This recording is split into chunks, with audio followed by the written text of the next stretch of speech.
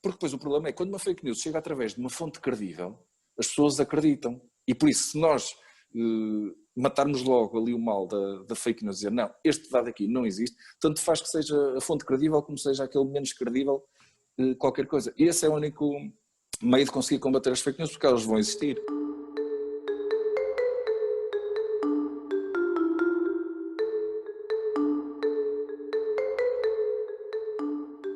Olá a todos e bem-vindos a mais um episódio do DecoPod. Hoje temos o gosto de conversar com alguém que tem 2 filhos, fala 5 línguas, é um empreendedor de segunda geração e o icónico pub do Porto, mas em especial um jornalista por paixão que já fez de tudo um pouco. Eu sou a Joana Simões, tenho comigo André Regueiro e vamos conversar com Pedro Tasque-Raber.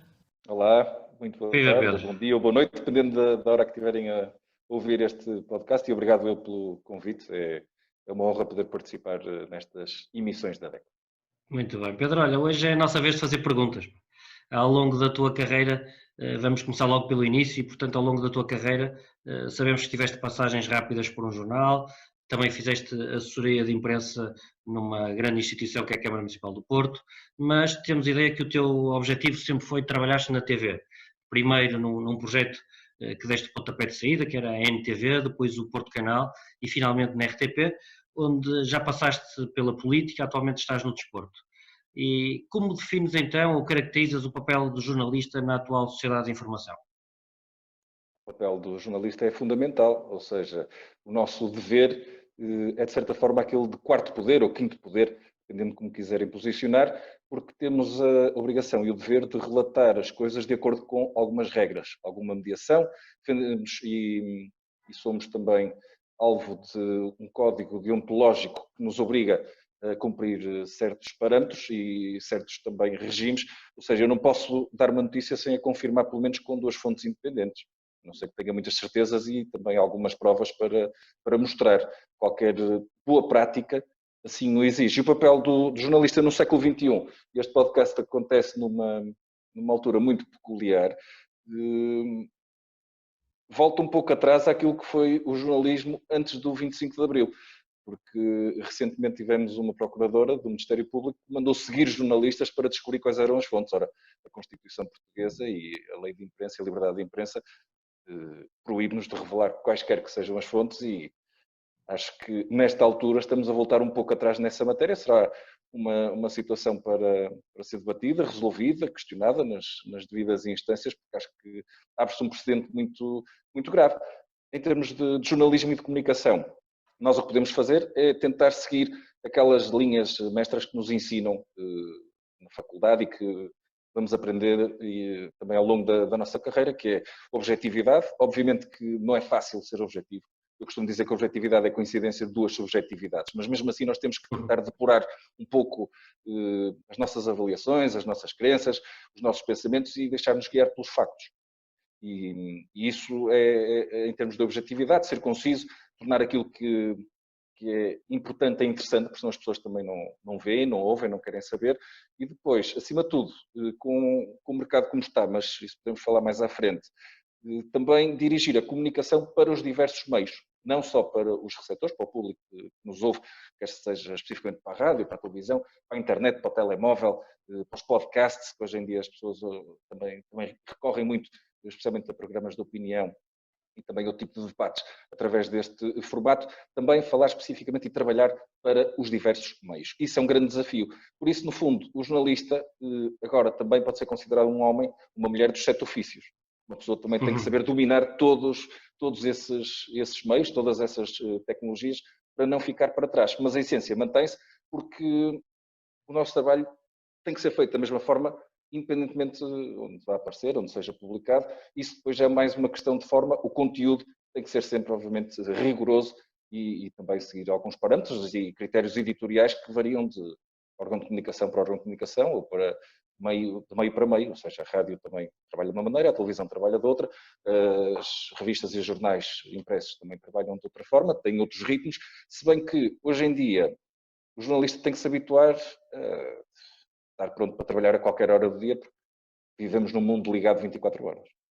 Pedro, ia pegar precisamente nesse aspecto. Falaste nos perigos do jornalismo nos dias de hoje, etc.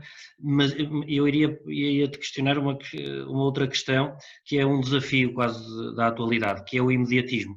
E de que forma é que este imediatismo, que atualmente é exigido no lançamento das notícias, influencia o teu trabalho, influencia o trabalho do jornalismo, porque de facto admito que seja uma dificuldade acrescida a todos aqueles aspectos que já referiste. É porque todos querem ser os primeiros a dar a notícia, ou pelo menos a acrescentar mais algum valor, notícia, algum acontecimento que esteja a acontecer. Por isso, aqui obriga-nos a pensar rápido e a ter tudo muito bem estipulado. Ou seja, eu posso retomar ao início da profissão, quando eu comecei, em que, vamos supor, um debate na Assembleia da República, um debate quinzenal que demora 3 horas. Eu, em televisão, não posso não noticiar meter 3 horas daquilo que se passou. Eu tenho que fazer essa filtragem, tenho que fazer essa mediação para quem está em casa. E depois o problema é descobrir em 3 horas de linha contínua que nós temos de um debate, por exemplo, descobrir quais vão ser aqueles 30, 40 segundos que são o soundbite e que vão ser a notícia. E isto aqui aprende-se com muito treino. E é por tentativa e erro, é por depois ir fazendo exclusão de partes e depois por ver o que é que interessa a mais gente, por exemplo, o que é mais relevante neste momento. Pode haver lá muita informação relevante, mas para o dia em causa, para o contexto da atualidade em causa, pode não ser mais apropriado. Mas isto aqui é só um exemplo. A mesma coisa acontece, por exemplo, agora na área do desporto, onde eu estou com um jogo de futebol. São 90 minutos. Eu, por questões de limitação de direitos de transmissão, só posso utilizar 90 segundos numa transmissão de 1h30. E por isso, nesta situação, eu vou ter que selecionar muito bem aquilo que vou querer meter naquele segmentozinho de 1,5 minutos, que é isso que depois vai ser a notícia. E não quero falhar, não é? Porque senão, obviamente, que vamos supor que o canal concorrente tem um lance ou uma jogada que me escapou, eu vou, obviamente, ficar algo aborrecido com o meu desempenho e vou tentar depois não falhar para a próxima. E depois tudo se exige que é para ontem. As coisas É um desafio constante. É um desafio constante e isto aqui obriga-nos a ter uma ginástica mental e capacidade de decisão. Não digo em fração de segundos, porque temos algum tempo para verificar a informação, confirmar e ver de onde é que vem e aquilo que conseguimos fazer com ela e a melhor forma de a transmitir, para também não nos comprometermos, nem andarmos nós também a transmitir informação menos rigorosa. Claro, mas estávamos aqui a falar na perspectiva do jornalismo, mas também na perspectiva do consumidor, não é? De quem consome estas notícias, também tem vindo a haver uma grande alteração nos hábitos de consulta de notícias, muito amplificados pelo acesso às plataformas digitais. De que forma é que vês esta situação? Ora bem, eu sou um bocado crítico em relação a isso. Por exemplo, eu não tenho notificações nenhumas em nenhum dos meus telefones. Não tenho, não quero. Sou eu que vou à procura... Sou eu que vou... Diz? És um old school, não é? Sou eu que vou à procura de informação. Eu trabalho só com 4, 5 sites, digamos assim, credíveis e que eu considero que são aqueles que são mais rigorosos, são os que dão as informações primeiros, são aqueles que revelam ter as fontes mais fidedignas. Porque não me adianta estar a ter 500 notificações, porque humanamente é impossível. É quase aquela história de ter o aniversário no Facebook e depois tentar responder aos comentários todos. Agradecer os parabéns, não é? Não dá. Isto aqui há uma sobrecarga de informação. E o excesso de informação provoca também desinformação. Ou seja, nós temos que ser muito criteriosos. E eu não quero estar aqui a dizer nomes nem dos sites, nem nada. Acho que cada um tem direito de escolher os seus. Mas trabalhar com 3, 4, 5 sites de géneros de informação diferentes que sejam bons, já nos dá uma visão bastante diversificada das coisas. Também não quero dizer, vejam só vejam só o meu canal. Não, comparem, porque depois os estilos são completamente diferentes. E a nível de televisão estou à vontade. Trabalho há 20 anos em televisão e pronto, há registro para todos. E curiosamente o canal que vai à frente é aquele que também é um dos mais recentes. E que se calhar também é novidade, não falta novidade. É novidade e tem um modo de funcionamento e uma capacidade de reação diferente. Agora, depois as pessoas conseguem comparar esse canal com os outros e avaliá-lo de forma quantitativa, qualitativa. Pronto, às vezes ter mais notícias e mais tempo de informação no ar não quer dizer que seja melhor informação. Isto em termos de meios tradicionais. Em termos de meios digitais, assim, hoje em dia qualquer meio digital é uma fonte de informação de acesso para qualquer pessoa, não só para os jornalistas. E as pessoas depois aí é que têm que ter algum cuidado, porque nem tudo o que aparece nas redes é. Eu costumo dizer que no mundo das aparências o mais profundo é a superfície. Nós estamos a olhar para uma tela vidrada e temos que ver realmente o trabalho que houve por trás. Porque enviar alguém para confirmar a informação, para entrevistar, para confirmar os factos, para perder tempo com isso, custa dinheiro. E se calhar há sites que não investem tanto dinheiro, eu não quero dizer que isto aqui, pronto, se calhar estou a transformar isto no fundo num produto de consumo, não é? Uma notícia como produto de consumo, e a DECO nisso também não se mete em termos de editoriais, mas no fundo podemos ver isso assim como uma prestação de serviço, e esse consumo tem que ser feito como todos os outros, que é de forma moderada e de forma séria, e obviamente tentar distinguir quais são os fornecedores do produto que nos inspiram mais confiança, aqueles com os quais nós nos identificamos mais, aqueles que nós vemos que têm melhores práticas, porque para mim a definição de profissional não é fazer tudo bem. Eu acho que isso é impossível. Só faz tudo bem quem não faz nada, ou quem está em casa a ver os outros fazer. A minha definição de profissional é tentar errar o mínimo possível. E quando uma pessoa erra, tentar corrigir isso da melhor forma e, obviamente, tentar melhorar, aprender com os erros e criar mecanismos de defesa para não se expor dessa forma. Os consumidores vão ter que fazer isso do ponto de vista do imediatismo, porque caem-me 5 avisos, notificações de uma mesma informação e nem sempre, ou melhor, hoje em dia também as coisas são quase, muitas delas feitas com base em takes da agência Lusa, com base na agência de informação, às vezes aparece a mesma notícia nos diversos jornais. Mas há sempre uma nuance, porque depois cada um percorre o seu caminho e tenta ver. E depois em casa ou no trabalho, onde uma pessoa estiver, ou no café, ou no restaurante, vai receber aquilo e não vai ter qualquer tipo de filtro. E normalmente só se lê quase o cabeçalho e depois se interessar abre-se, se não interessar não abre. Por isso é que eu acho que inverteu-se um bocadinho, que é, nós agora andamos a criar aqui os clickbaits com a informação, que é para tentar atrair as pessoas. Às vezes os títulos também não são tão rigorosos quanto isso. Uma pessoa lê uma coisa no título, mas depois faltava qualquer informação para complementar e tudo, mas sempre naquela tentativa de tornar a minha notícia mais atraente. E eu acho que isso aí às vezes compromete um pouco a qualidade da informação e acaba por inundar quem está em casa. Depois as pessoas, António Costa falou disso ontem, num termo interessante, mas relativo a outra matéria, mas que pode ser aplicado a quase todas as áreas, que é, as pessoas ficam anestesiadas, começam-se a habituar a ter um fluxo tão elevado, depois aquilo já é banal e nós nem sabemos o que é que havemos de ver ou de escolher. Por isso é que dizem que, em algumas redes sociais, uma pessoa deve ter algum limite de contas que segue, porque senão a partir de determinado momento já não consegue controlar a informação que recebe. E por isso, mais vale escolher alguns que nós gostamos mais e depois, se virmos que algum amigo ou isso coloca um link para outra coisa, aí se aquilo nos passar pelos olhos, muito bem, porque senão é impossível, não dá, nem o nosso cérebro tem capacidade para processar, nem para ver todas as notificações da quantidade dos milhões de notícias que são colocadas todos os dias na internet. Pode levar quase a uma desvalorização, não é? Da informação que nos chega, porque... É uma banalização. E hoje em com dia, esta questão das mortes, por exemplo, já se fala em 150 mortes como se fosse uma coisa assim, banal, não é? Mas uma pessoa, se for a contabilizar o que é que são 150 mortes por dia, são 3 autocarros cheios. Sim. Quer dizer... E se fosse um acidente de um autocarro era uma notícia para um dia inteiro, não é? Mas pronto, mas se formos a ver isso, aí podemos ver, ok, há aviões que também levam isso. É cair um avião por dia em Portugal. E este tipo de comparações às vezes as pessoas não conseguem ver. Mas aí entram também depois as novidades das novas tecnologias e desta nova onda de informação, por exemplo, do jornalismo de dados. Vendo gráficos e desenhos e tudo que possam ilustrar para quantificar melhor este tipo de informações, acaba por ser esclarecedor. Choca mais um bocado, como é óbvio, não é? Que uma pessoa começa a perceber realmente 150, ok. Começa a ser um número muito batido, não é? É o que nós estamos agora e esperemos que as coisas melhorem, mas as pessoas acabam por não conseguir ter a real noção de quantas famílias é que ficaram destroçadas por causa desta situação atual. E neste caso da pandemia, isto aqui já vem também de lá de fora, porque os números lá fora são piores, se nós formos comparar, mas aqui basta um morto para já ser grave. Ou seja, mas as notícias, obviamente, que têm que ser dadas, não estou aqui para ser agradáveis ou desagradáveis. Agora, é preciso também começar a criar mecanismos para sensibilizar. Também um dos papéis do jornalismo, também aquilo não é só alertar e só dar desgraças, mas o que é que pode ser feito, e nesse sentido também, por isso é que se fazem trabalhos de reportagem na rua, para perceber o que é que as autoridades estão a fazer, o que é que aconselham, o que é que as autoridades de saúde também propõem, acompanham-se as decisões políticas quase de imediato, logo a seguir elas acontecerem, só falta colocarem câmaras nas reuniões que acontecem lá dentro. Se calhar aí chegaremos também num futuro próximo por uma questão de transparência, não é?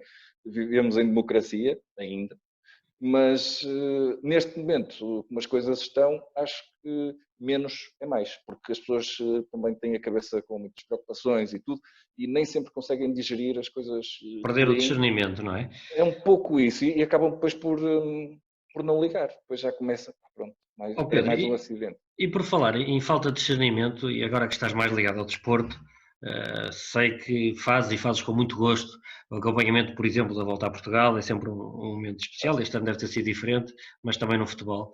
E queríamos perceber como é que se sente o jornalista a viver as emoções do desporto, o desporto é emoção, sendo que o jornalismo, por outro lado, pretende que seja, conforme já tens vindo a dizer, factual e racional. E, portanto, fazer esta ponderação entre a emoção e o racional, admito que nem sempre seja fácil. Para mim é fácil, porque eu não sofro com desporto. Pois, eu sei. Sabes bem, e para mim eu acho que... Exatamente, eu acho que essa é uma grande arma que tu tens ao teu dispor, de facto. Mas de qualquer forma, sou uma pessoa condicionada pela minha educação, pelo meio onde vivo, pelas pessoas com quem convivo, pelo meu momento anímico de um presente dia, hora, isso aí acaba tudo por interferir. Somos pessoas, somos seres humanos. Agora, a questão da emoção. Eu acho que quando estou a trabalhar, estou ali com aqueles mesmos mecanismos e como tenho o nome alemão e também uma forma de pensar um pouco germânica, jogo sempre um pouco com régua e esquadro para fazer uma notícia de desporto. Por exemplo, aquela questão, voltando um pouco atrás, um jogo tem 90 minutos e eu posso utilizar 90 segundos. O que é que isto quer dizer? 10 em 10 minutos eu tenho que ter uma jogada de 10 segundos, não é matematicamente, não estou a dizer que é sempre assim, porque às vezes acontecem 5 jogadas boas em 10, 12 minutos, mas matematicamente eu tenho que ter aquilo mais ou menos de régua e esquadro. Isso aí já me ajuda a definir e a balizar muito, por exemplo, quando faço um jogo de futebol, que é, eu não vou utilizar bolas ao lado, não sei o que, só vou utilizar aqueles remates que vão à baliza, que o guarda-redes defende, ou que vai ao posto, ou que entra como golo, os cartões vermelhos que podem ser significativos quando interferem num resultado. Existem alguns critérios de seleção para uma pessoa também não se perder demasiado com as questões de emoção. Agora, obviamente, que estando a fazer, e sinto isso mais nos jogos da seleção, por exemplo, seleção nacional. Aí já é mais complicado, porque uma pessoa também, de certa forma, há sempre ali no íntimozinho, não é? Para além de jornalista, ao ser humano, que, obviamente, por uma questão de proximidade emocional e por viver em Portugal, se calhar quero que Portugal ganhe, independentemente de ser ou não o resultado. Obviamente, mas isso não me perturba em nada no meu trabalho. É preciso separar um bocadinho as águas e estancar aqui um bocado a forma... Mas a imparcialidade, de facto, que tu referias, de facto ajuda-te imenso. Embora a emoção seja no desporto, mas pode ser também na política. As pessoas não são... Não, nada. Conseguem ser sempre absolutamente imparciais em tudo. E, portanto, o jornalista tem direito a ter partido, religião e clube de futebol e tudo. Não tem direito de utilizá-los para favorecer ou distorcer ou qualquer coisa, ou usar tipo de valores disso para prejudicar outros partidos. Isto aqui, não sei, digo na política porque estamos em campanha presidencial e é o que tem estado mais. Um jornalista pode ter preferência por um outro candidato e pode ter que andar a fazer a cobertura do outro terceiro, digamos assim, mas fazemos o trabalho porque para nós ali é uma variável, tanto faz ser aquele como ser outro. Depois, fora dali, para ir à urna e tudo, isso depois já é outra questão e uma pessoa vai votar como cidadão. Despe-se o fato, não é? De jornalista, digamos assim. Tem que se despir. E acho que isso aí, não sei, para mim pelo menos é fácil porque também trabalho num meio em que é mais complicado. Hoje em dia, se bem que um telemóvel uma pessoa filma tudo, mas o telemóvel pode produzir informação e fator notícia, porque está tudo na palma da mão. A melhor câmara que nós temos é aquela que está connosco. Não adianta ter uma máquina fotográfica muito cara, nem uma câmara de filmar profissional se está em casa ou noutro sítio qualquer, e depois nós não temos possibilidade de utilizar para captar aquilo que está a acontecer. E só por aí, isto aqui para também falar da questão, é que hoje em dia as pessoas também já se desligam um bocado do papel de espectadores das coisas e começam também eles próprios a assumir um bocado o papel de...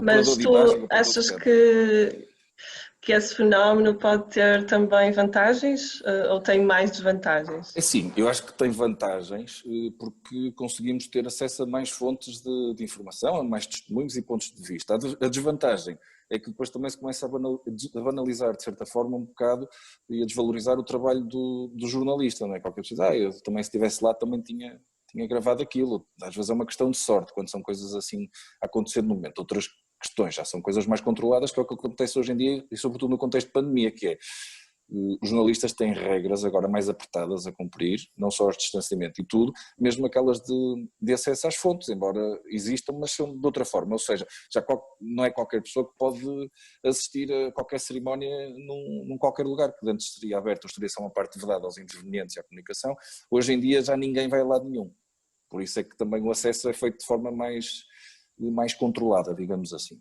Mas então tu consideras o espectador, o consumidor, uma fonte em determinados Sim. aspectos? Em algumas situações poderá ser, até nem que seja para tentar obter um testemunho ou uma reação. Aliás, quando acontece qualquer coisa hoje em dia e as pessoas vêm, vai só escutar aquilo que nós chamamos de fazer vox pop. Houve essas pessoas. Isso aí também é uma forma de identificar com quem está do outro lado em casa, para não ser só aquela fonte institucional que pode estar a querer ali se calhar puxar a brasa mais para uma sardinha do que para outra, focar mais uns pontos do que outros, ou desviar algumas atenções.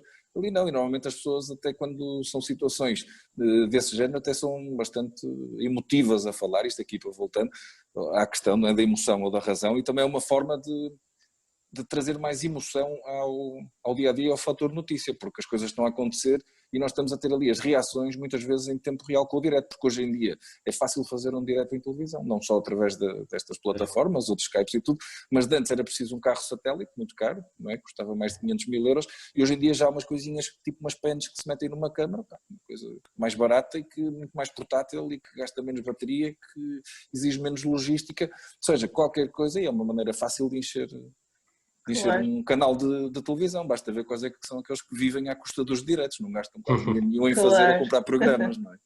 Mas Há pronto, pouco mas também, isso é um preço a pagar e acaba por escolher depois também de certa forma quem está do outro lado.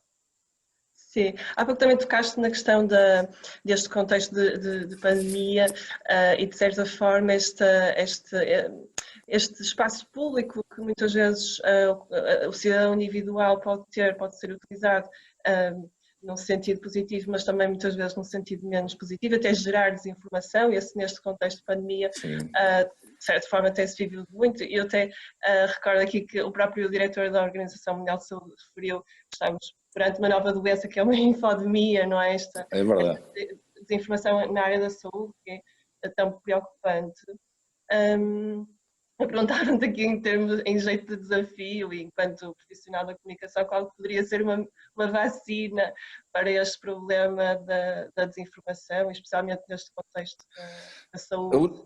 Nesse contexto, a única coisa que existe é a verificação dos dados, porque muitas vezes mesmo os próprios especialistas não se entendem ou têm posições diferentes, há estudos diferentes, isto é como os parceiros jurídicos, e vocês na DEC devem saber isso, que para cada parceiro jurídico favorável a uma coisa, poderá existir outro desfavorável, não é? E por isso, nesse aspecto, acho que as regras jornalísticas aí, aplicando também não ouvir sempre os mesmos intervenientes e tentar cruzar ou debater ou analisar também outros caminhos e eu se calhar também enquanto jornalista, acho que o papel do jornalista também é um bocado forçar essas situações, mesmo com o contraditório, com tudo, apresentar também novos dados, porque hoje em dia a informação científica, que é uma coisa que não está muito explorada em Portugal, mas lá fora sim, é uma boa fonte de dados, os trabalhos, os estudos que os académicos e os cientistas e os investigadores publicam para a aproximação, porque se nós tivéssemos estado mais atentos, percebemos que estas formas de fazer vacinas não são de agora. E nunca foi noticiado até ser preciso, e ser preciso de forma muito, muito urgente. Mas elas já decorriam nos bastidores e, não sei, talvez possa servir para agora trazerem este tipo de trabalhos que decorrem em laboratório, por pessoas muitas vezes que são olhadas de lado. Recordo agora esta forma de fazer esta vacina com os RNAs, não é? Que não era atribuído grande valor à equipa que eu estava a desenvolver e aos cientistas, por exemplo, desta vacina que agora está a ser a primeira que agora está a ser demonstrada em Portugal. Mas o certo é que foi uma forma muito rápida e de tentar, digamos assim, fazer um hacking ao nosso sistema imunológico e ao nosso sistema biológico e ao sistema biológico do vírus, não é? Por isso, às vezes estão pessoas a trabalhar nos bastidores para quando é preciso estar tudo a aparecer e a acontecer. No jornalismo as questões também são essas, o melhor improviso é aquele que está bem preparado, e se nós já tivemos mais ou menos as bases bem assentes, depois já não há grande margem para surpresas nem para tudo correr mal, não é? Se bem que é sempre aquele fator de fatores e de coisas que uma pessoa não controla que acontecem, mas para isso também temos que estar preparados. E agora, nesta altura de confinamento, só para terminar a ideia, as pessoas não podem sair de casa, não é? Só para algumas coisas. Por isso, o papel do jornalista ainda é mais importante, porque se o jornalista não for atrás das coisas que continuam a acontecer no mundo, que não seja só a pandemia, as pessoas também estão do outro lado, ou estão em casa, ou estão à procura da informação no tablet, na rede social, no telemóvel, não teriam acesso a essas notícias. Por isso, Pedro, o nosso papel também acaba por ser um bocado esse, e cada vez de forma mais clara, que é ser uma extensão de quem está do outro lado à procura da informação e da notícia. E Pedro, outra grande dificuldade dos dias de hoje são as chamadas as fake news, num contexto em que a enorme velocidade com que elas muitas vezes são difundidas, na verdade, isto ligando aqui ao consumo, quase são práticas comerciais desleais, não é? E é aquilo que eu te colocava, qual é o papel do jornalismo? O que é que o jornalista pode fazer para combater verdadeiramente isto? Eu pego também um bocadinho na questão anterior e digo que é a verificação, aquilo que a Joana perguntou. E a verificação é muito importante, se bem que as pessoas não têm muito tempo para estar a verificar dados, porque eu às vezes preciso de 2 horas até poder dar uma notícia de 30 segundos, só para ter aquelas informações confirmadas. Por isso a verificação é fundamental. E o papel do jornalista, nós podemos também falar das fake news e fazer uma notícia verdadeira sobre uma notícia falsa, ou falando de notícia falsa. Isso também pode ser notícia, não é? Pode ser, mas aí para mim, pelo menos, qual é a forma que um jornalista deve ter, que é desconstruir a informação em si e não quem está a lançar a notícia. Porque uma notícia falsa num site, o problema não é estar num site a notícia falsa, o problema pois é a difusão das pessoas que amplificam e que a distribuem de forma descontrolada. Se eu for ao que é importante da notícia, o que é que está ali a ser dito, e desconstruir o conceito, o dado, a informação, o conteúdo, não interessa quem vai estar a transmiti-la, porque vai ser mentira qualquer que seja o emissor. Por mais vezes seja repetida, não é? Tanto faz, aí não me interessa, por isso é que não interessa estar a atacar quem difunde. Se for um amigo nosso, alguém próximo, não sei o que, uma pessoa até mete lá um comentário e diz, olha, que isso vem do site com um nome muito estranho, não é? Aqueles nomes muito exóticos para sites, que emergenciasnoticiosas.com.br, coisas desse género, não é? Uma pessoa nem sabe muito bem o que é. E tentar sempre perceber, há vários mecanismos, só que assim, isto aqui é uma coisa que nós também podemos fazer, desde procurar a origem das imagens, ver os metadados das imagens, todo esse tipo de coisa, onde é que a notícia apareceu e quando pela primeira vez. Às vezes nós também somos enganados, porque chegam-nos informações e tem acontecido. Aqui no meu canal não me lembro, mas recordo noutros canais em que vão para o ar imagens mais antigas como sendo atuais. De uma outra situação qualquer. E é muito fácil uma pessoa cair nesse erro se não tiver este rigor, ou se tiver com mais pressão temporal, ou se quiser...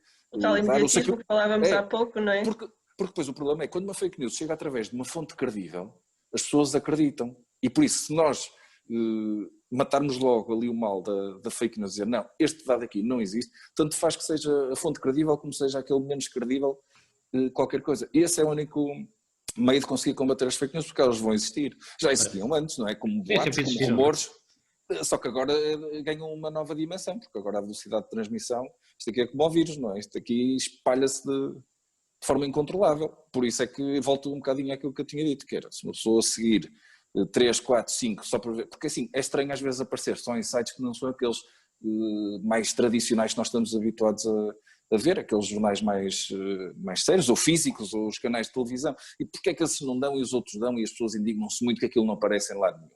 Se calhar não aparece porque pode ser uma teoria um bocado recambulesca, difícil de confirmar, ou as fontes não são as melhores, e aí nós não vamos estar a desmentir notícias dos outros, mas às vezes é incontornável porque as coisas depois são abordadas muitas vezes em cerimónias oficiais, ou são colocadas esse tipo de questões e nem sempre as respostas são as mais esclarecedoras. Por isso, o nosso papel também é tentar combater um pouco esse tipo de notícias, porque a má informação também gera fake news, o mau tratamento da informação também pode gerar fake news. É outra origem. Pedro, e mudando aqui um bocadinho de assunto, sabemos que o jornalismo é a tua paixão, é a tua outra também, o Bonaparte. Para quem não está a ouvir e se por algum motivo não conhece, o Bonaparte é um pub histórico do Porto.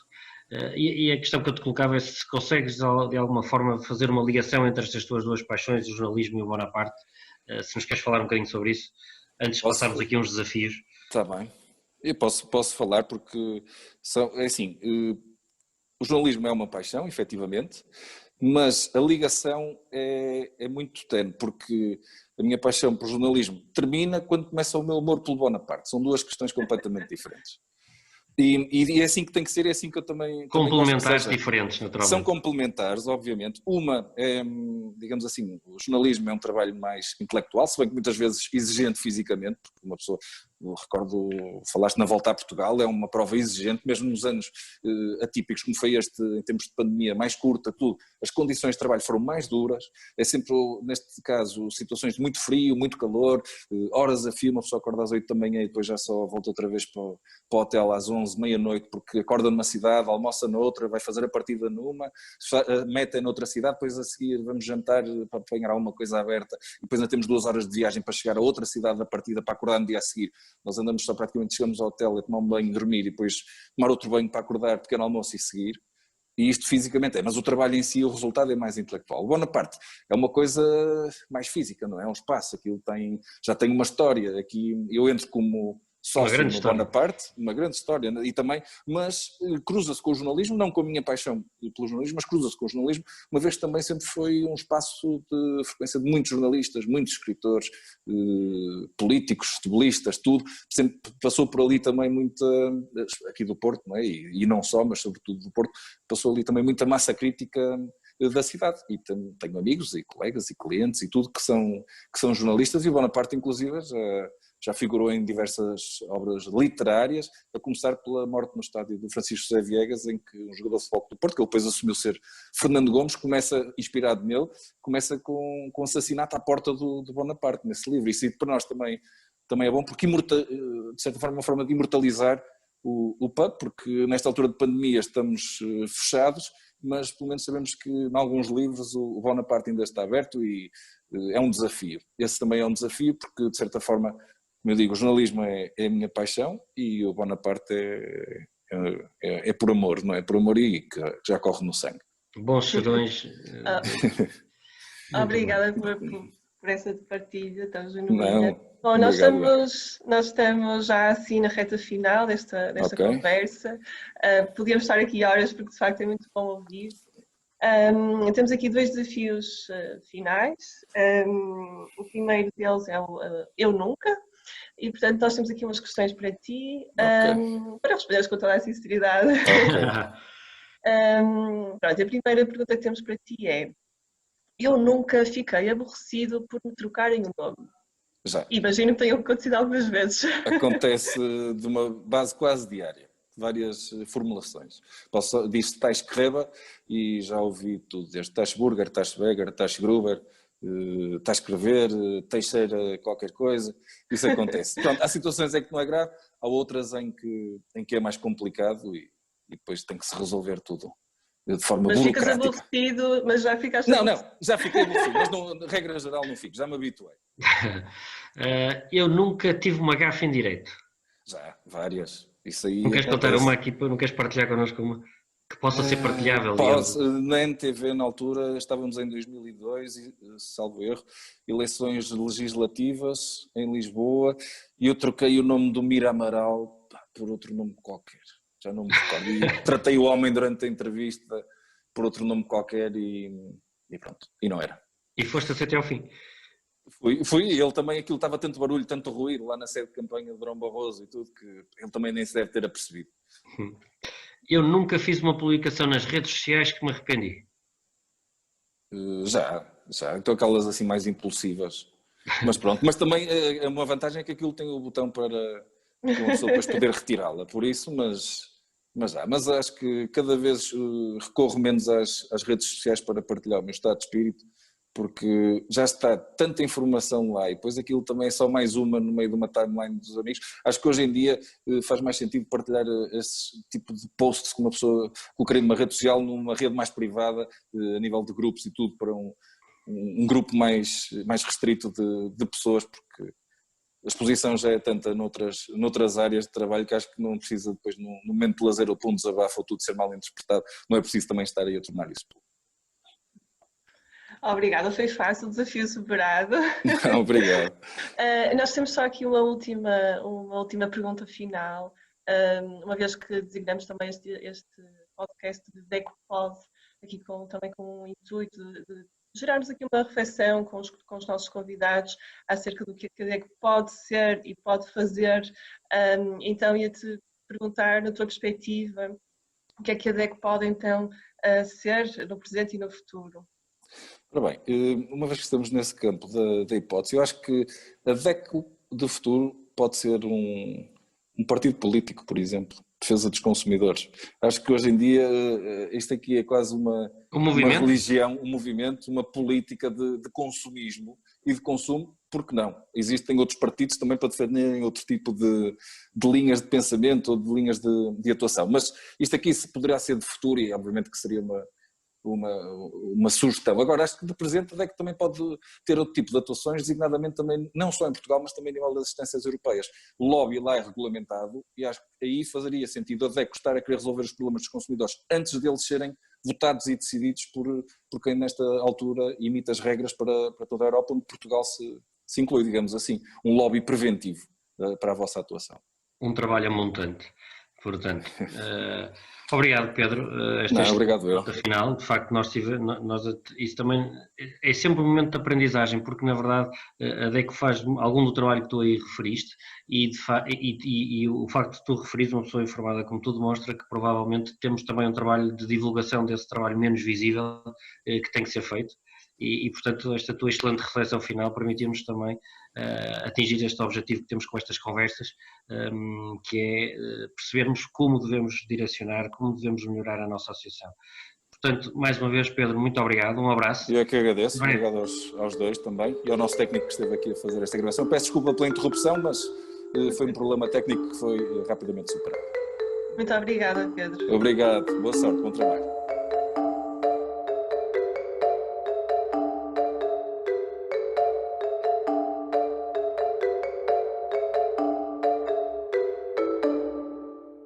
Agradecemos por estarem desse lado. Continuem connosco e ouçam todos os episódios. Acompanhem-nos, comentem e partilhem. A DECO sempre consigo.